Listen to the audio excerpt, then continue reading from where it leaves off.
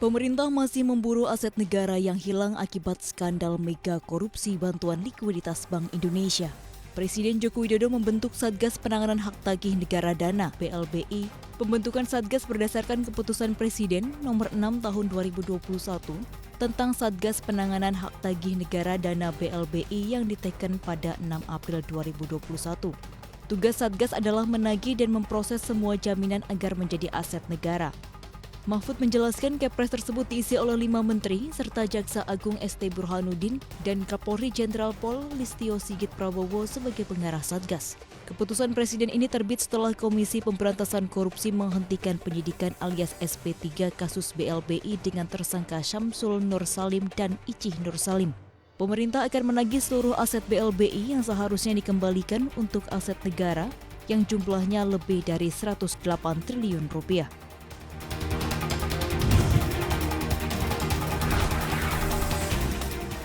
Keyakinan konsumen Indonesia terus membaik meski belum memasuki zona optimistis.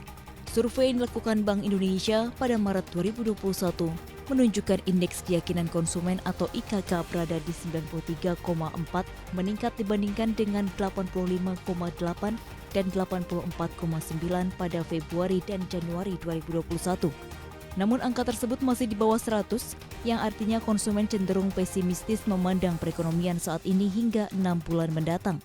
Perbaikan keyakinan konsumen pada Maret didorong oleh membaiknya ekspektasi terhadap ketersediaan lapangan kerja, ekspansi kegiatan usaha, dan penghasilan pada 6 bulan yang akan datang.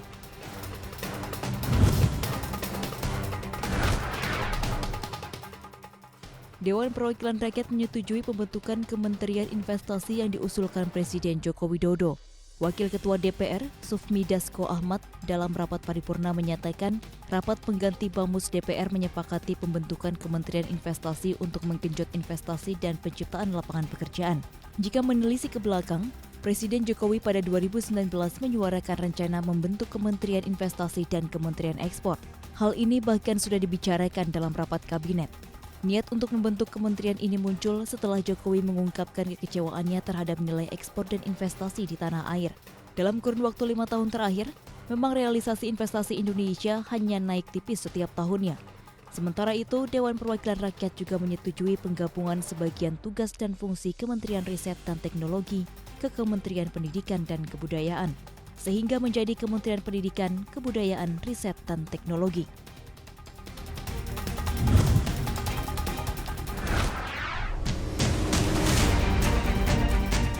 Waskita Karya berencana melepas 9 ruas tol di tahun ini. Harapannya, pelepasan 9 ruas tol ini mengurangi beban utang perusahaan yang menggunung. Waskita Karya mencatatkan utang hampir 90 triliun rupiah dan beban bunga utang 4,7 triliun rupiah. Direktur Keuangan Waskita Karya, Taufik Hendra Kusuma menuturkan, jika divestasi berhasil, maka beban utang yang bisa terpangkas mencapai 20 triliun rupiah. Selain divestasi, Taufik menyebut perusahaan juga akan melakukan restrukturisasi utang. Sementara itu, Direktur Utama Waskita Karya Destiawan Suwaryono mengaku masalah keuangan perusahaan berdampak pada pembayaran vendor.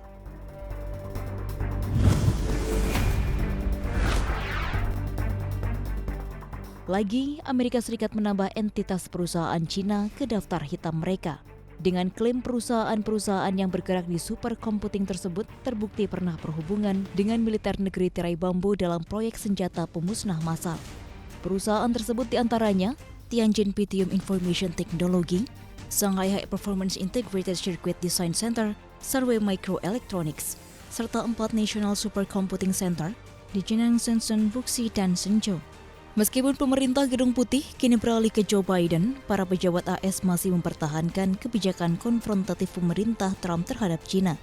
Rencana infrastruktur Presiden Biden pun menyoroti ancaman strategis yang ditimbulkan oleh China sebagai pesaing dalam teknologi.